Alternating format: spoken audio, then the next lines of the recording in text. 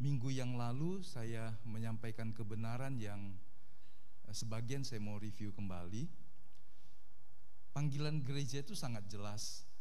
Gereja yang dipanggil untuk bersekutu atau berkoinonia. Kisah Rasul pasal 2 dan pasal-pasal berikutnya kita bisa menjumpai panggilan gereja. Panggilan gereja yang kedua adalah gereja harus bermarturia, bersaksi. Tentang apa? Tentang Tuhan, tentang perbuatan Tuhan dalam hidup mereka. Bahwa Tuhan sudah memanggil mereka, menyelamatkan mereka, dan membawa mereka kepada perubahan hidup sampai kepada sebuah kehidupan yang baru di dalam kehidupan baru dalam Kristus, mencapai sasaran yang Allah kehendaki untuk bersama dengan Dia di dalam kerajaannya.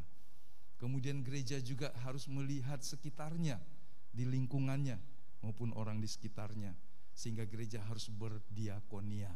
Diakonia adalah pelayanan sosial, tidak ada hubungannya dengan firman Tuhan, tetapi ini mewujudkan firman dalam perbuatan. Ada beberapa bagian diakonia, ada diakonia yang sifatnya karitatif, membagi dan itu habis. Tapi ada juga diakonia yang sifatnya development, membangun, berkesinambungan, sehingga ini bukan sebuah pemberian yang habis seperti grant, tetapi ini sebuah dukungan berkelanjutan, bisa di beasiswa. Gereja kita memberi juga beasiswa anak-anak sekolah, anak nambah Tuhan, anak gembala, beberapa sudah selesai, beberapa yang masih terus, juga beasiswa buat mereka yang masih sekolah di kota, di tempat yang lain.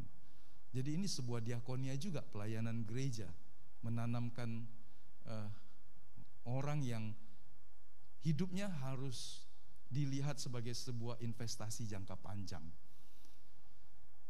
Jadi itulah gereja. Nah, mari kita melihatnya, beberapa hal yang saya mau review. Apakah gereja itu hanya berkumpul saja, datang kebaktian, kemudian selesai pulang? Apakah hanya begitu? Tidak. Sebetulnya gereja berkumpul untuk menyebar. Gereja dipanggil untuk bersekutu, berkoinonia, supaya dia bermarturia, supaya dia menjadi saksi. Kepada siapa? Kepada orang di sekitarnya. Orang-orang yang mungkin tidak akan pernah datang ke gereja. Orang-orang yang mungkin adanya di dunia luar, yang jumlahnya jauh lebih banyak, dan mereka mungkin tidak akan pernah datang. Tetapi Anda yang telah dibekali, diubahkan, Anda bisa jadi berkat bagi mereka, membawa terang Tuhan dalam hidup mereka, menjadi terang bagi mereka. Nah, bayangkan kalau gereja hanyalah sebuah bangunan dan sebuah program, maka gereja pincang, hanya separuh, hanya sebagian. Padahal gereja bukan seperti itu. Gereja bukan hanya tentang gedung, tapi gereja adalah bicara tentang jiwa-jiwa. Jadi kalau gereja itu hanya fokus kepada program di dalam liturgi, betapapun hebatnya, betapapun orang bilang kayak ada Tuhan ada di sini, tapi kalau jemaatnya tidak diperlengkapi, dilatih untuk jadi berkat di luar, maka gereja telah salah arah. Gereja tidak boleh hanya berhenti pada sebuah koinonia persekutuan, apalagi dengan klaim ada hadirat Tuhan di sini dan di sana tidak ada. Buktinya apa? Kita pakai bahasa roh. Buktinya apa? Wah, waktu kita menyembah, kita seperti dijamah Tuhan. Tapi coba matikan drumnya, coba matikan listriknya, matikan alat musiknya. Apakah masih menyembah dengan semangat seperti itu? Seringkali itu juga langsung padam. Jadi kadang-kadang alat musik mendrive orang-orang menyembah Tuhan. Begitu berhenti musiknya, penyembahan surut. Penyembahan yang sejati tidak dikendalikan oleh musik. Penyembahan yang sejati adalah penyembahan yang memuliakan Tuhan. Bahkan kalau kita membaca di dalam awal dari gereja, awal dari kitab Kejadian tentang menyembah adalah hidup berkenan kepada Tuhan. Jauh lebih besar dari sekedar menyanyi. Karena ada orang menyanyi, tetapi hidupnya tidak memuliakan Tuhan. Itu bedanya besar sekali. Kalau orang berkata, saya memuliakan Tuhan dengan bibir lidah saya, itu cuma sebagian. Tapi memuliakan Allah adalah dengan seluruh hidupmu. Tidak hanya dalam 2 jam di gereja, tapi waktu di toko, di kantor, di sekolah, di kampus, di mana saja kita ada.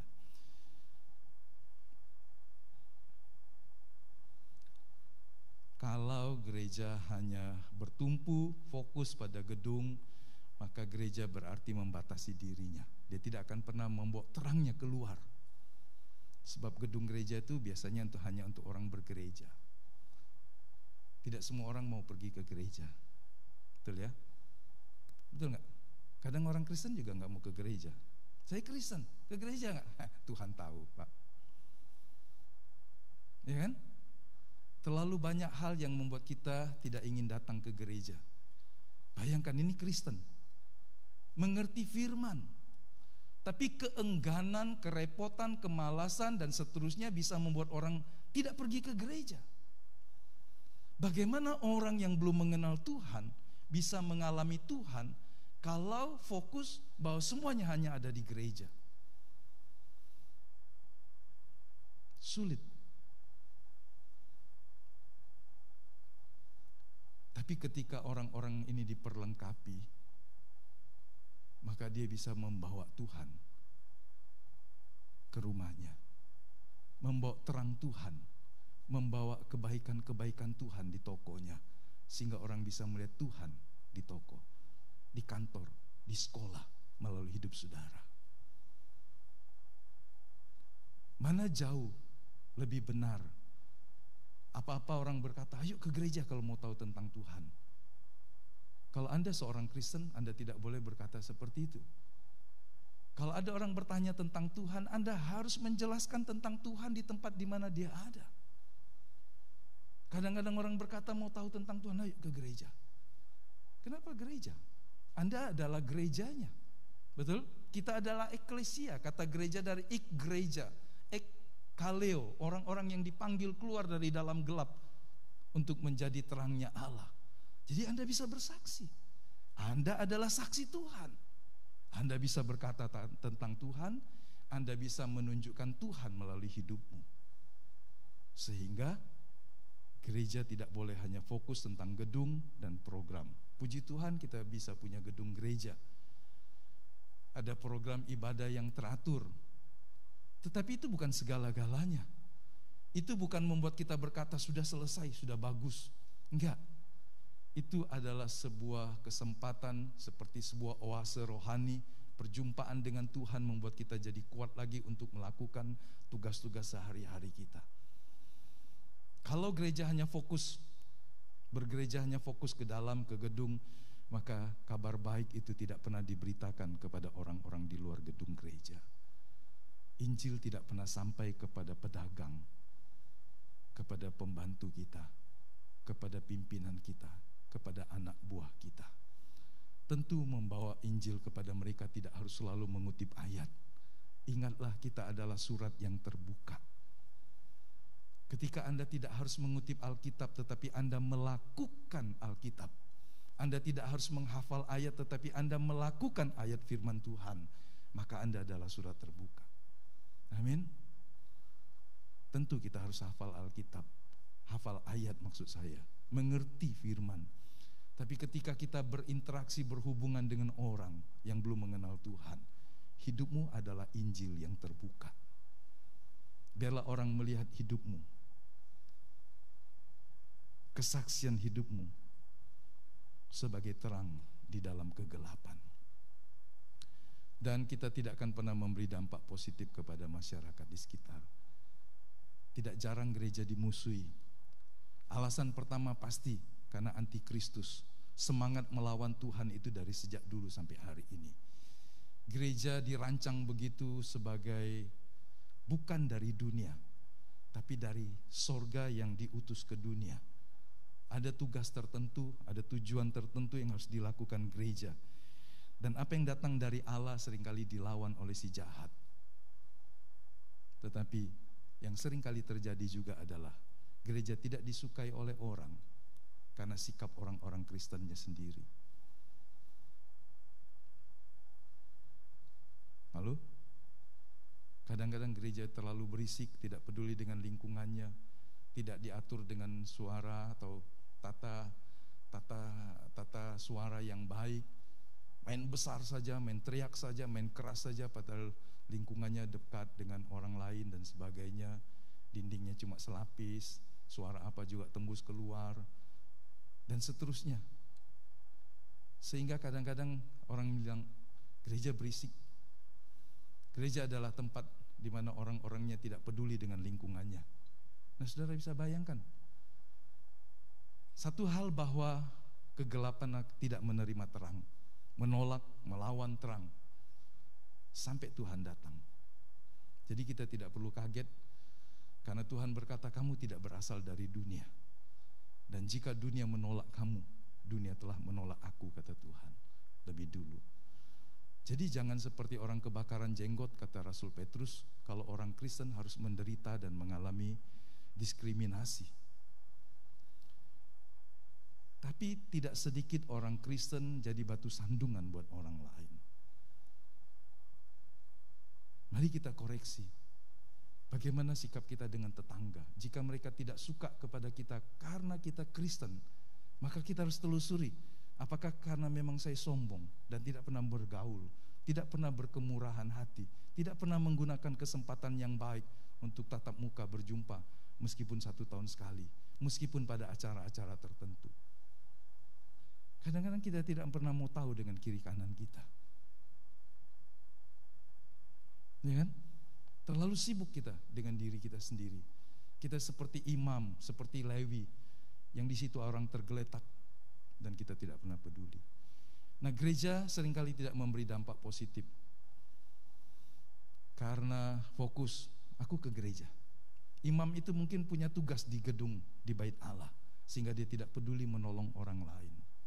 Orang Lewi itu mungkin punya tugas di gereja, sehingga tidak peduli dengan korban perampokan yang ada di depan mata dia, dan dia lewat saja. Ada orang yang tidak bergereja, ada orang yang tidak mengenal kebenaran seperti imam dan orang Lewi paham tentang firman. Tapi orang ini berhenti, membopong orang luka yang korban ini, menaikkan keledainya, dan disendiri menuntunnya, mencari tempat penginapan, berunding dengan pemilik penginapan, merawat dia, dan kemudian berkata, tolong rawat dia, ini ada deposito uang, belanjakan ini, kalau nanti lebih, artinya uangnya gak cukup, aku akan ganti supaya kau tidak rugi. Saudara, ini orang, bukan imam, bukan Lewi. Bahkan orang Samaria dianggap orang kelas 2. Kenapa beda sekali?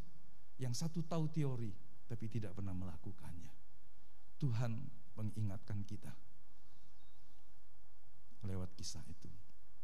Dan ini juga satu hal yang tragis. Tuhan menempatkan orang-orangnya di tempat yang dia kehendaki. Dia tempati saudara sebagai saudagar, pengusaha, pegawai, sebagai karyawan, sebagai ibu rumah tangga, sebagai kepala keluarga, sebagai mahasiswa, sebagai pelajar, sebagai apapun juga. Tapi orang yang ditempatkan Tuhan ini tidak tahu bahwa dia adalah orang yang diutus Tuhan. Ingatlah gereja, kita semua adalah orang yang dilahirkan dalam kerajaan sorga dan diutusnya ke dalam dunia yang gelap. Bayangkan kalau kita tidak tahu bahwa kita adalah duta Kristus, sehingga hidup kita semau kita saja, dan kemudian Tuhan begitu sedih melihatnya. Ya kan? Ada orang Kristen yang terlalu banyak topengnya. Di depan suami, depan istri topengnya lain, di depan mertua topengnya lain lagi, di depan pimpinan topengnya lain, di depan anak buahnya topengnya lain lagi, di depan temannya topengnya lain lagi. Siapa dia?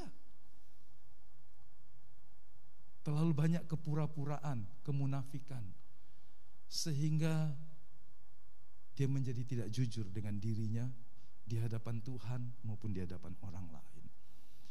Saudara bisa bayangkan orang seperti ini. Dia seorang yang diutus dan ditempatkan Tuhan untuk menjadi pemimpin, memiliki kekuasaan, kewenangan, otoritas. Tapi kenapa sikapnya seperti itu? Karena dia tidak berlaku sebagai orang yang diutus Tuhan.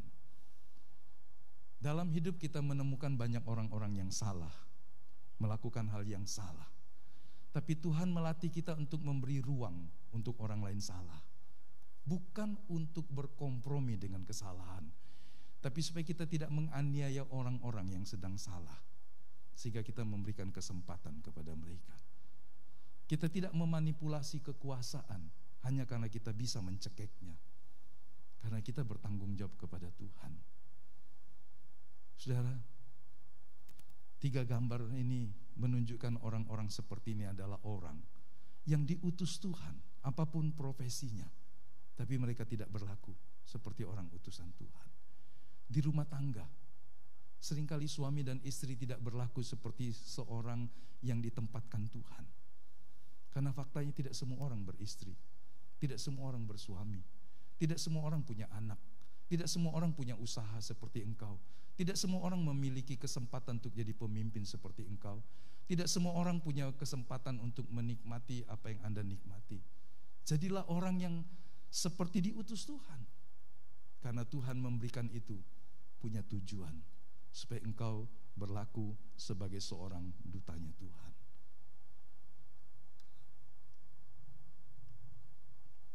Kita tahu kata coram Deo tahun 1400-an lebih. Orang Inggris mengartikan coram Deo yang diambil dari bahasa Latin dan bahasa Greka secara sederhana, di depan mata, di hadapan Tuhan, di hadapan hadirat Tuhan. Nah, kalau orang, siapapun kita, sadar bahwa apa yang kita lakukan ada di hadapan mata Tuhan, berarti Tuhan melihat kita. Ketika kita ada orang yang memakai topeng ini, topeng itu, Tuhan melihatnya. Ketika kita berlaku munafik, ketika kita berlaku pura-pura, ketika kita melakukan kekuasaan yang dimanipulasi dan seterusnya, Tuhan melihat kita. Kesadaran ini akan menolong kita untuk hidup dalam kebenaran. Cotton Mather berkata begini, semestinya setiap orang Kristen berjalan bersama Tuhan ketika dia bekerja pada panggilannya. Dia berjalan bersama Tuhan, ada Tuhan. Ya kan? Jadi kalau dia berjalan bersama Tuhan, dia menyimpang enggak? Enggak. Dan ketika dia bertindak dalam pekerjaannya, matanya tertuju kepada Tuhan. Hamba di zaman perjanjian lama itu matanya selalu awas melihat tangan dan mata dari majikannya, sehingga majikannya bisa memerintah dengan gerak tertentu saja, dan dia tahu. Jadi matanya awas apa yang disuruh majikannya. Majikannya tidak perlu teriak dan marah, dia tahu tugasnya. Jadi ketika orang melakukan semuanya dengan mata yang memandang Tuhan, maka dia tahu, oh Tuhan tidak menghendaki ini, oh Tuhan ingin dia melakukan hal itu, dan bertindak seperti orang yang melakukan di bawah sorot mata Tuhan. Apa yang bisa dilakukan oleh orang kalau di dalam terang dan semua mata melihatnya? Ada rasa risih, ada rasa salah, ada rasa malu, dan langsung terlihat kalau dia melakukan yang salah, karena semuanya dilakukan di bawah pengawasan mata Tuhan. Jadi kalau kita sadar bahwa hidup kita malam, siang, di toko, di kantor, di sekolah, di rumah, di mana saja, kita melakukannya semua aktivitas di hadapan mata Tuhan. Karena kita kecil, Tuhan melihat semuanya. Sekolah minggu, anak-anak itu menyanyikan satu pujian, mata Tuhan melihat apa yang kita buat. Dia mendengar percakapan-percakapan yang tersembunyi. Dia melihat sampai ke isi hati dan pikiran kita. Bagaimana kita mau terus-menerus berbuat jahat dan dosa, menyimpan kebencian, kepahitan, amarah, dosa, kalau kita sadar mata Tuhan melihat kita. Saya percaya kita akan menjadi orang yang bertanggung jawab. Kita sadar kita orang diutus Tuhan. Kita bisa lemah, kita bisa salah, tapi setiap kali kita salah, Tuhan ingatkan, kita pasti berubah. Yang paham katakan amin, saudara. Ya, kalau di mata orang tua tidak melihat. Di mata bosmu kadang-kadang tidak melihat apa yang kau buat. Di mata suami, istri, meskipun dipasangin dengan CCTV, orang masih bisa mengakalinya. Tapi kalau di mata Tuhan, kita tidak bisa melakukan hal yang salah dan jahat. Mari menyadari hidup kita 24 jam ada dalam terang mata Tuhan. Amin. Ya. Karena itu jadilah garam dan terang bagi lingkunganmu. Paradigma gereja yang menjadi garam itu harus berubah. Dari gereja yang fokus hanya kepada kegiatan gedung, dalam gedung. Bagus, tapi dia harus menjadi gereja yang juga menanamkan sebuah kesadaran bahwa orang-orang di luar gedung gereja punya kebutuhan yang terbesar adalah diselamatkan. Diakonia itu adalah pelayanan sosial, bisa kasih makan, kasih uang, kasih sembako, kasih semuanya. Tapi itu juga bisa dilakukan dunia. Dan pertanyaan besarnya adalah berapa banyak kita bisa supply mereka, ya kan? Bansosnya pemerintah itu hampir 500 T. Itu kalau dibuat infrastruktur Indonesia langsung berubah. Betul ya? Betul ya? Anda bisa melihat jembatan yang bagus, jalan tol semua fasilitas bagus. Tapi ini dibagi semua, habis. 1 tahun, hilang lenyap. Belum dibancak orang, dikorupsi orang. Karena dana paling empuk adalah dana bansos. Tapi apa yang dunia tidak bisa berikan? Apa yang negara tidak bisa anggarkan sampai ratusan triliun yang banyak itu? Adalah kabar baik, firman Tuhan. Amin. Bukan berarti kita tidak mau menolong orang karena kita juga dicukupkan Tuhan, makan, minum, pakaian. Tapi lebih dari itu, kita harus melihat apa yang tidak bisa mereka terima dari dunia adalah keselamatan bagi jiwanya. Dan itu hanya ada di dalam Kristus yang telah mati membayar dosanya. Jadi mari kita melihat orang-orang di luar Tuhan bukan saja sebagai orang yang membutuhkan makan, minum, lapangan pekerjaan. Mereka membutuhkan Tuhan untuk menyelamatkan jiwanya dari kebinasaan yang kekal. Kita bisa melihat sebuah hal dalam Yohanes pasal 4 ketika Tuhan bercakap dengan wanita Samaria. Murid-muridnya melihat hal ini sebagai sebuah hal yang aneh. Ada orang Samaria ngobrol dengan Tuhan. Orang Samaria dengan orang Tuhan itu sudah 500 tahun tidak ada hubungan, ya, punya sejarah panjang yang buruk. Kenapa Yesus mau ke sana ngobrol? Tuhan melihatnya sebagai jiwa yang perlu diselamatkan. Anda melihat di sekelilingmu, pegawaimu, pimpinanmu, temanmu, karyawanmu, mereka seperti gandum yang sudah matang. Kalau tidak dipetik, ada waktunya dia kemudian jadi busuk. Lihatlah sekelilingmu, pandanglah ladang-ladang yang sudah menguning dan matang untuk dituai. Ini bicara tentang jiwa. Siapa yang menuainya? Kalau bukan orang percaya yang diperlengkapi. Adakah belas kasihan saudara melihat orang yang akan binasa tanpa Tuhan? Betul bahwa mereka punya kebebasan untuk menerima atau menolak kabar baik. Tapi setidaknya kita mendoakan mereka, membawa kabar baik kepada mereka. Ya, tentu dengan sopan, dengan menghargai privasi orang, menghargai setiap orang punya hak untuk menolak. Tapi itu tidak menghalangi kita untuk menjadi orang yang tidak pernah peduli dengan keselamatan jiwa kekal mereka. Foto itu yang sebelah kiri pasti di masa pandemi. Pendeta berkhotbah hanya pakai TV dan kemudian disorot. Jemaat nonton sambil tidur, sambil main bola, sambil jalan, sambil makan. Karena pandemi mereka streaming. Bisa begitu? Ya, atau apapun juga tafsirnya terserah. Tapi belajar beralih dari hanya fokus kepada yang dalam menjadi jiwa-jiwa yang membutuhkannya. Paradigma itu sedikit supaya kita bisa lebih jelas atau menegaskan, menyegarkan ingatan kita. Paradigma secara sederhana adalah cara pandang orang terhadap dirinya, terhadap lingkungannya. Dan itu pasti akan mempengaruhinya dalam dia berpikir, dalam dia bersikap, dalam dia bertingkah laku.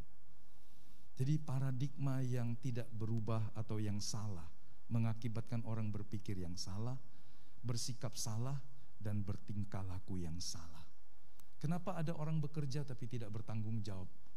Dia mungkin punya cara pikir yang salah. Tapi bagaimana cara pikir yang salah? Karena dia punya paradigma yang salah. Kenapa ada orang tidak bertanggung jawab dengan hidupnya? Dengan apa yang dia terima dari Tuhan, dari keluarga, dari orang tua, dari lembaganya, dari semuanya. Karena dia punya cara berpikir, bersikap, bertingkah laku yang salah. Dia merasa seharusnya sudah pantaslah negara menopang saya, seumpama begitu, sehingga dia melakukan semuanya dengan salah. Atau dia berkata, orang tua saya harus nolong saya lah. Atau orang yang tidak bertanggung jawab dengan dirinya karena dia memiliki paradigma yang salah, sehingga dia melihat dirinya sebagai orang yang berhak untuk menerima semua perlakuan istimewa. Stephen Covey berkata begini, paradigma adalah cara kita memandang sesuatu. Jadi itu adalah pandangan, kerangka acuan atau keyakinan kita. Jadi seperti kacamata. Kalau kacamatanya putih, terang, semua jadi terang. Tapi kalau kacamatanya sangat gelap, atau warnanya biru, atau warna merah, semuanya berubah sesuai dengan kacamatanya. Jadi Anda bisa melihat dirimu, wah sangat perlu dikasihani. Karena kacamatamu hanya kacamata yang salah. Tapi kalau melihat dirimu dalam rencana Tuhan, melihat dirimu dalam harapan orang kepada engkau, melihat dirimu seperti apa yang Tuhan maksudkan, hidup akan berubah. Kalau Anda melihat diri sendiri dan orang lain menurut kacamata yang salah, maka hasilnya juga akan berbeda. Jadi mari kita memperbaiki kacamata kita, ya kan? Orang bilang 3 atau 8 itu mirip-mirip semua, bulat-bulat. Kau lihat jelas-jelas lagi, ya kan?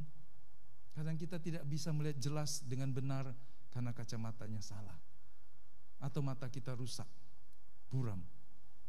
Pakai yang baik, maka kita bisa lihat, oh itu bukan biru, itu hitam. Oh itu merah, merah muda, bukan merah tua.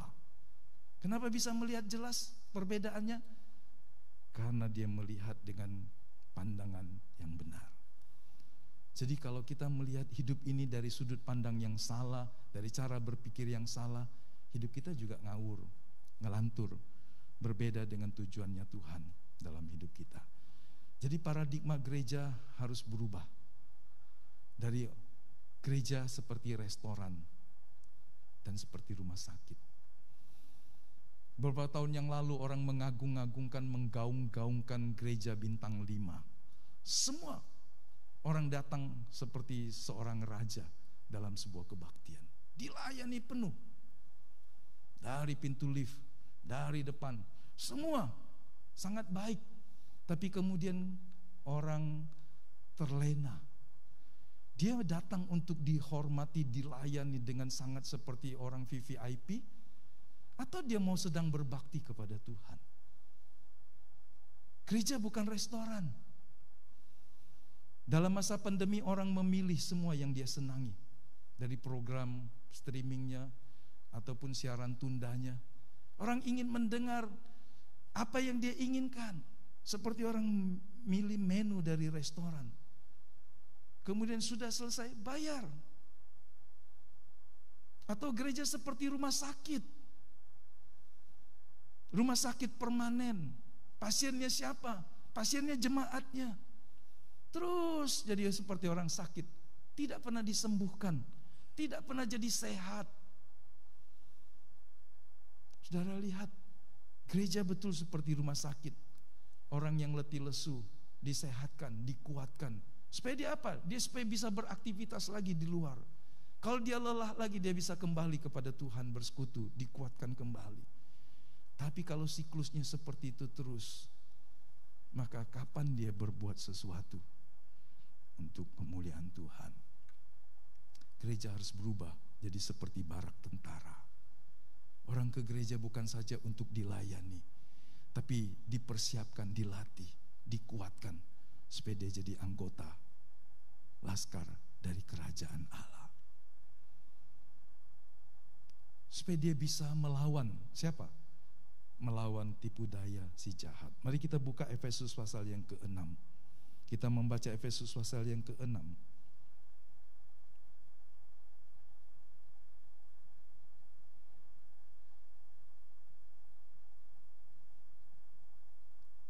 Ayat 10 berkata begini, akhirnya hendaklah kamu kuat di dalam Tuhan, di dalam kekuatan kuasanya. Kenakanlah seluruh perlengkapan senjata Allah, supaya kamu dapat bertahan melawan tipu muslihat iblis. Karena perjuangan kita bukanlah melawan darah dan daging, tetapi melawan penguasa-penguasa, pemerintah-pemerintah, melawan penghulu-penghulu dunia yang gelap ini, melawan roh-roh jahat di udara. Ayat yang ke-13 kita baca sama-sama dengan keras.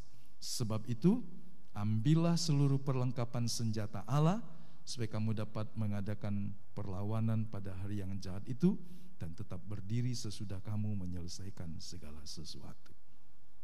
Jadi,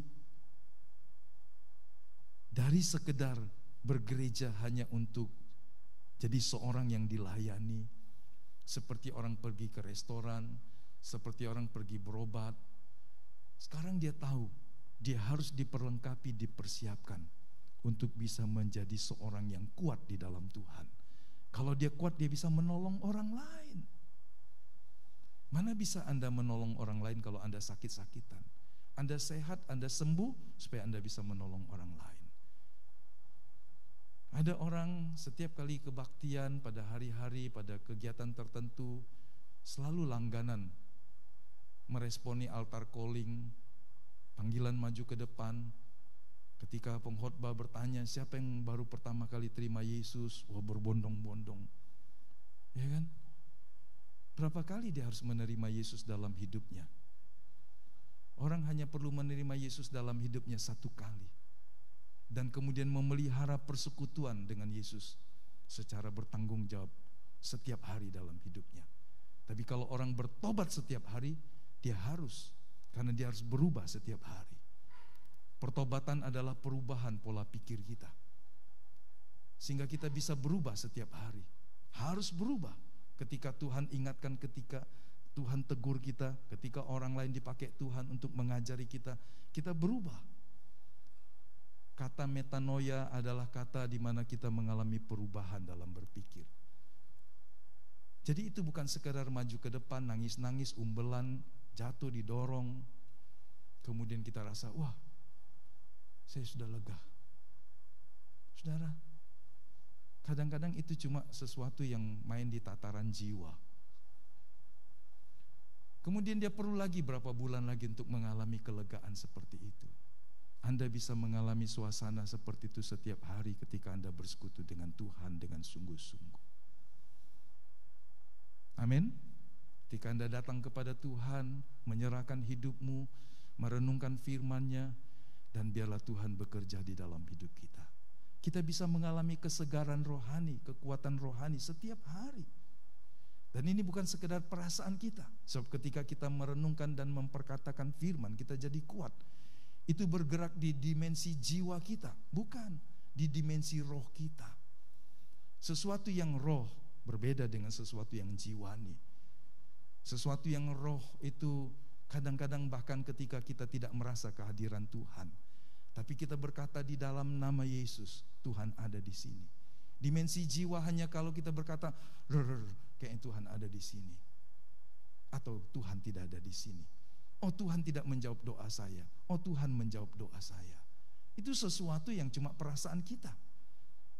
Beda parameternya, beda indikatornya, berbeda pula perasaan kita menanggapinya. Tapi roh berkata tentang bahwa jika saya berdatang kepada Tuhan, saya menyerahkan hidup saya, dia menerimanya. Seperti orang menerima pengampunan dari Allah. Apakah setelah diampun dia akan mengalami sesuatu yang sangat emosional? Bisa jadi, bisa juga tidak. Ketika Tuhan menghapuskan surat hutang kita, ada kelegaan, ada damai sejahtera. Tapi kadang-kadang kita ketika mengakuinya dan meminta Tuhan mengampuni kita, berdiri di atas janji firman Allah, kita berkata Tuhan mendengar dan menjawabnya. Ketika roh kita berhubungan dengan Tuhan, tidak selalu menimbulkan hal-hal yang sifatnya jiwani. Dari orang yang merasa saya cuma cukup datang ke gereja, duduk, kemudian kasih duit, dan kita pulang. Berlaku seperti tamu restoran. makan, duduk, bayar. Itu bukan gereja, itu restoran, oke lah. Tapi tidak sedikit orang Kristen dikondisikan seperti orang yang datang ke restoran. Duduk saja, dengar, kemudian kasih persembahan, selesai pulang. Dia harus menjadi jemaat yang diperlengkapi untuk pelayanan dan pembangunan tubuh Kristus. Mari kita baca Efesus pasal yang keempat.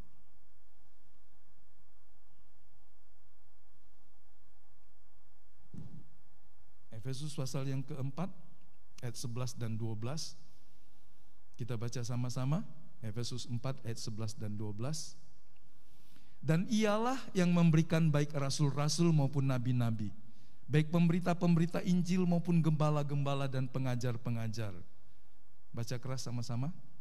Untuk memperlengkapi orang-orang kudus bagi pekerjaan pelayanan, bagi pembangunan tubuh Kristus. Jadi orang-orang kudus itu tidak dininabobokkan sebagai seorang yang hanya datang, duduk, dan kemudian berikan persembahannya dan pulang. Tetapi gereja harus melatih gembala, pemberita Injil, nabi, rasul, 5 jawatan ini dipakai Tuhan untuk saling melengkapi. Apa yang dilengkapi? Umat Allah. Supaya mereka jadi kuat, supaya mereka diperlengkapi pelayanan untuk melayani Tuhan. Siapa yang mau baca itu dalam versi bahasa Indonesia sederhana atau bahasa sehari-hari? Efesus 4 ayat yang ke-12. Siapa mau baca? Efesus 4 ayat 12 dari bahasa Indonesia masa kini atau bahasa terjemahan sederhana. Ada yang mau baca? Efesus 4 ayat 12? Ya. Terima kasih.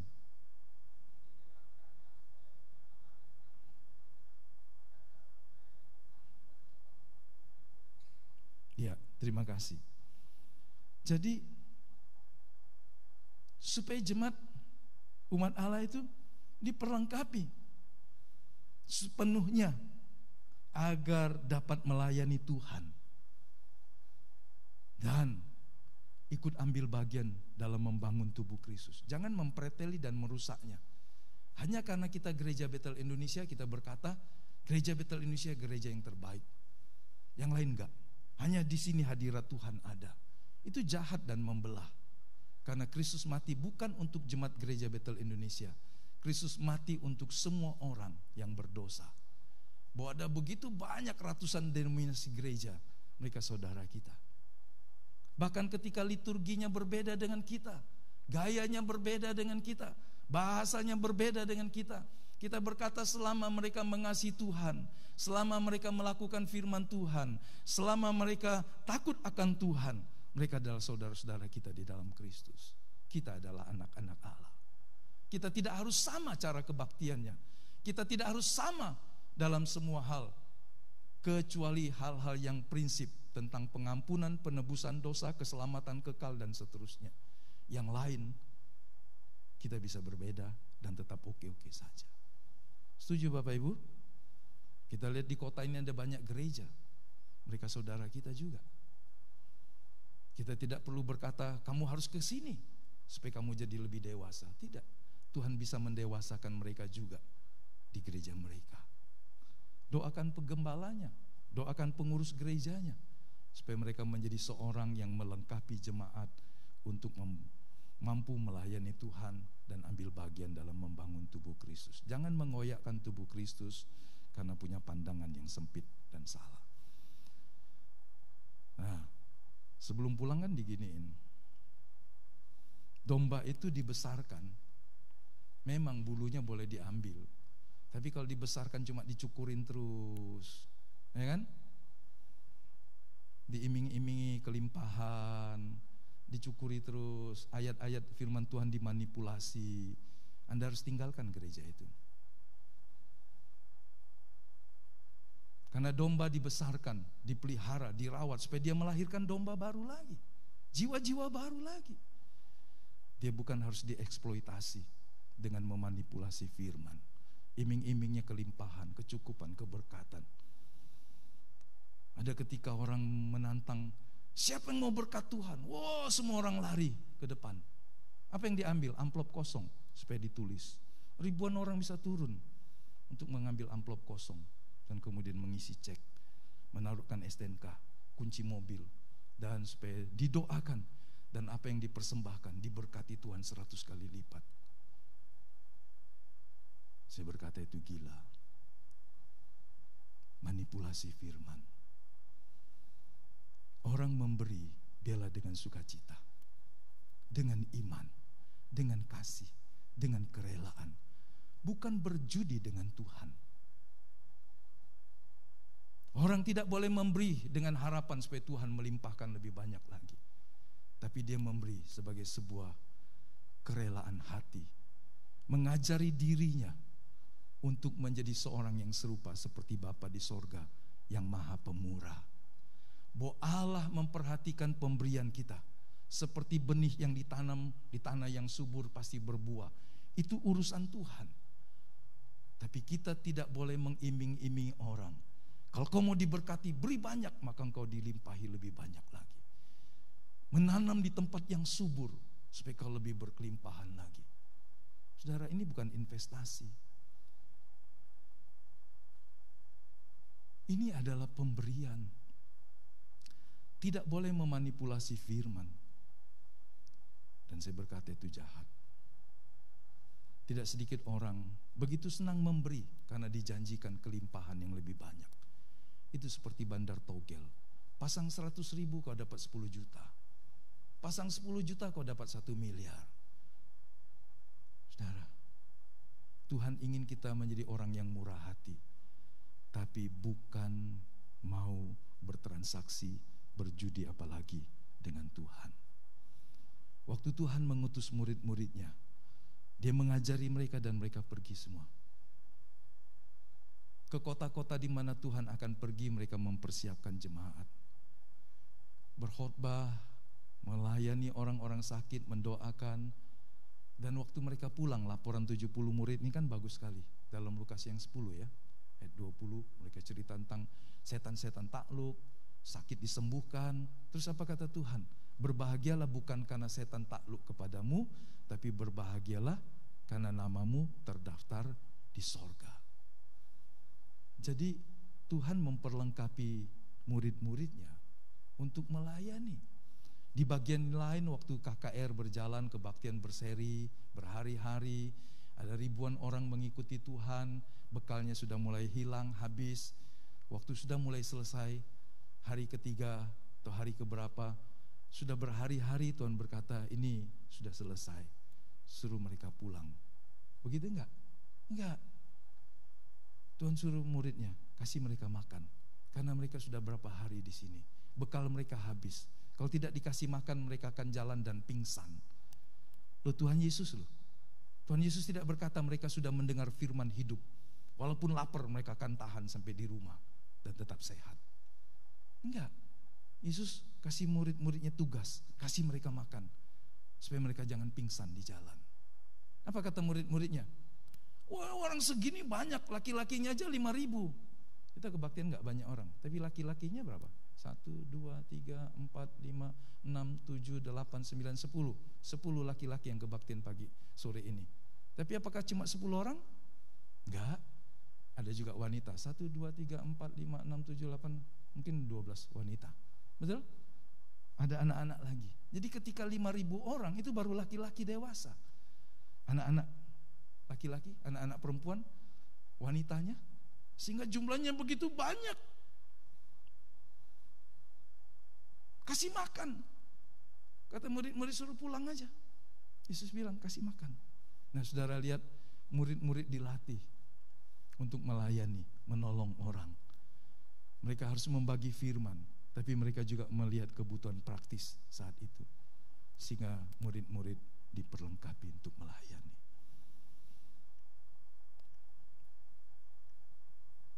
Gereja harus berubah dari paradigma mengukur keberhasilan hanya pada jumlah jemaat dan besarnya pelayanan. Puji Tuhan kalau jumlahnya banyak dan kemudian mereka adalah laskar Kristus. Tapi kalau banyak cuma kanak-kanak rohani yang datang untuk merasa dilayani, anak-anak Kristen, anak-anak Allah yang cengeng, yang manja, ada masalah sedikit mereka langsung komplain Tuhan, beban hidup berat sedikit mereka langsung rasa putus asa dengan Tuhan, doa yang tertunda sedikit sudah berkata, mengapa Tuhan tidak mendengar doa saya, minta sesuatu dan Tuhan tidak memberi persis. Maka orang itu berkata, Tuhan pasti tidak menyenangi, tidak menyayangi saya, dan seterusnya dan seterusnya. Orang-orang seperti ini sekalipun jumlahnya banyak seperti waktu Laskar yang mengikuti Gideon, Tuhan bilang terlalu banyak, aku gak perlu orang seperti itu. Apa kata Tuhan? Kurangi. Kemudian Gideon atas dasar perintah Tuhan berkata begini, musuh kita memang besar, kuat. Siapa yang takut boleh pulang. Pulanglah semua orang. Tinggal berapa saudara? Gideon, kitab Hakim-Hakim. Kemudian bisa disebut 22.000 orang. Oh, masih banyak, betul masih banyak. Tuhan suruh saring lagi.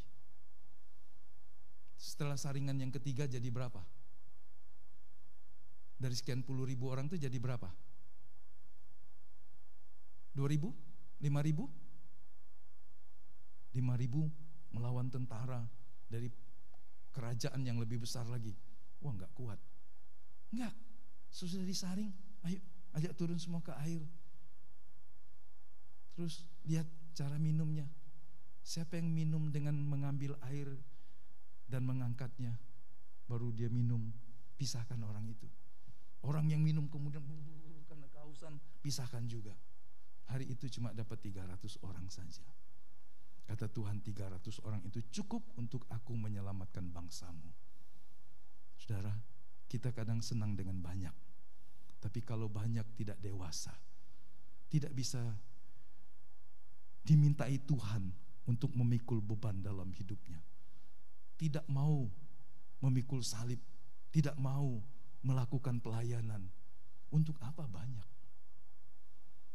Jadi dari mengukur hanya besarnya jumlah, besarnya pelayanan, menjadi berapa besar pengaruh orang itu di lingkungan keluarganya, kawannya, kenalannya, dan orang-orang di sekitarnya. Apakah dia jadi garam yang mengasini? Percuma ada 1.000 orang Kristen, tapi kota ini tidak merasakan asinnya orang Kristen. Saudara bisa bayangkan, kalau Tuhan tempatkan saudara di satu tempat dan hanya saudara yang orang Kristen, berarti saudara bersinar, jadi terang, jadi berkat. Kenapa kita melihat hal-hal yang menyedihkan di kantong-kantong Kristen? Dari Sumatera Utara, Pulau Nias, Sulawesi Utara, sebagian di tanah Toraja, sebagian lagi di Kalimantan Tengah, sebagian lagi di Nusa Tenggara Timur, sebagian lagi di Papua yang dulunya 80% orang Kristen. Mereka mabuk sambil nyanyi haleluya dan sebagainya. Mereka tidak bermutu dalam kekristenan. Mereka mabuk di hari Natal. Mereka pernah disurvei dalam satu survei, angka kriminalitasnya mereka tetap tinggi. Kenapa begitu? Mereka Kristen tapi tidak lahir baru. Saudara bisa bayangkan, dapatkah orang Kristen hidup sesuai dengan kehendak dan firman Tuhan di tengah orang banyak? Memberikan pengaruh seperti terang yang bersinar. Ada Daniel di istananya Raja Babilonia, Raja Media Persia. Maka terangnya Daniel membuat Raja Darius sangat kagum dan hormat akan Tuhan. Pengaruh yang besar dari kehidupan seorang Daniel membuat Nebukadnezar berkata begini, siapa yang tidak menyembah Allahnya Daniel, rumahnya dirobohin, hartanya diambil, dia boleh di penjara. Semua orang harus takut dan menyembah Allah yang disembah oleh Allah Daniel. Mengapa raja sampai memaksa begitu? Karena dia melihat Daniel adalah seorang yang hidupnya tidak bercacat celah. Allah yang disembah Daniel adalah Allah yang hidup. Dari Daniel, Raja Babilonia menghormati Tuhan. Saudara lihat, satu kerajaan, pejabat tingginya hanya Daniel. Sadak, Mesak, Abednego di kota yang lain, penguasa di wilayah yang lain. Kadang-kadang Tuhan hanya memakai seseorang untuk membawa terang. Daripada 1000 orang, tapi hidup mereka tidak bersinar, tidak memberi dampak.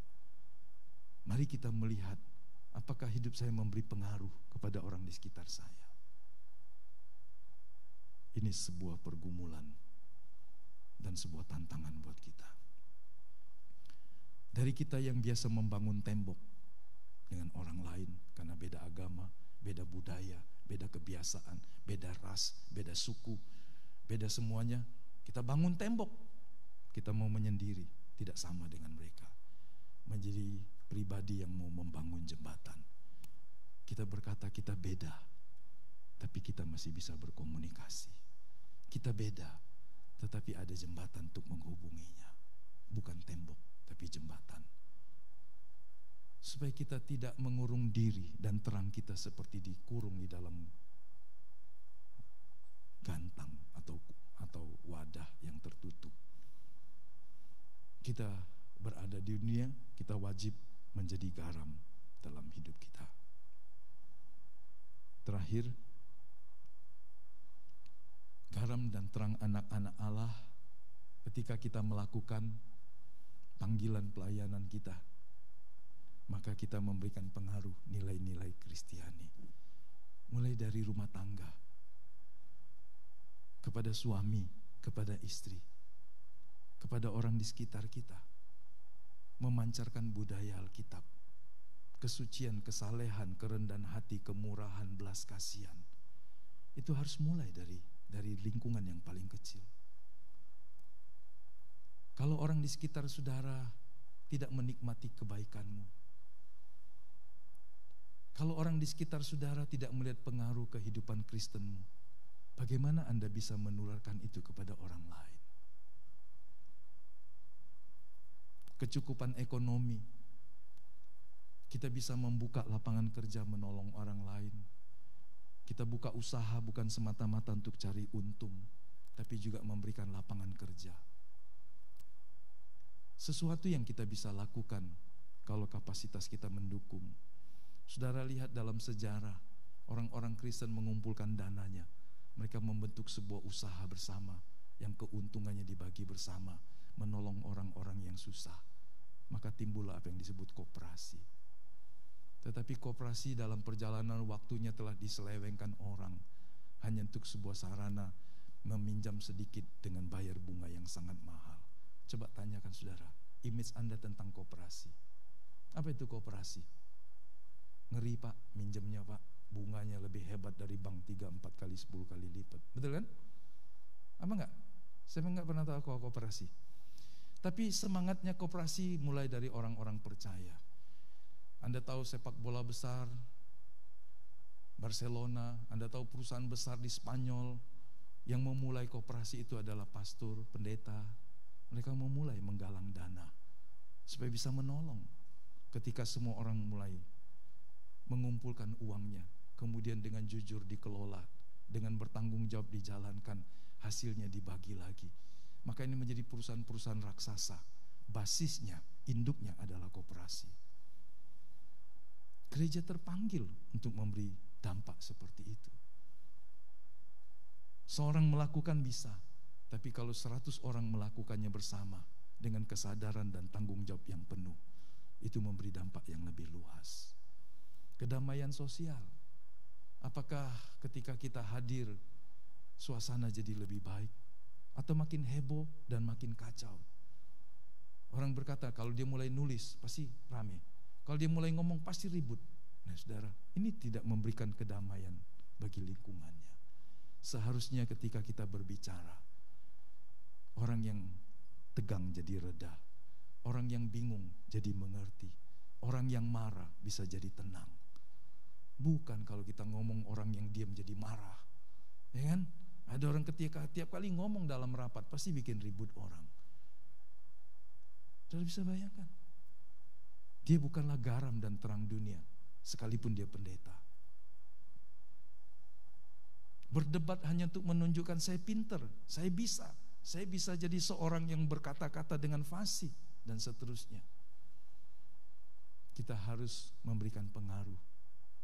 Siapa kita di lingkungan kita masing-masing, supaya orang terdekat kita menerima, melihat terang dan kebaikan Tuhan.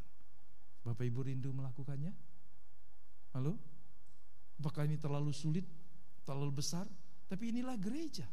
Gereja yang dirancang Tuhan, gereja yang dipanggil Tuhan, gereja yang sedang dituntun Tuhan.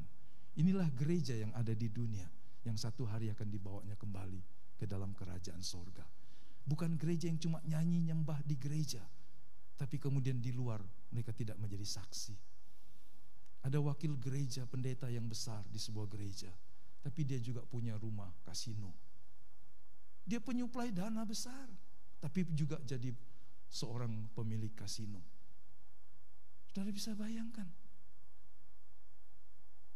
Ngeri kan? Mari kita menjadi seorang yang bukan saja tahu, tapi mau melakukannya sedikit demi sedikit, supaya hidup kita boleh berguna bagi kerajaan Tuhan selama kita ada di bumi. Mari kita berdiri dan kita berdoa.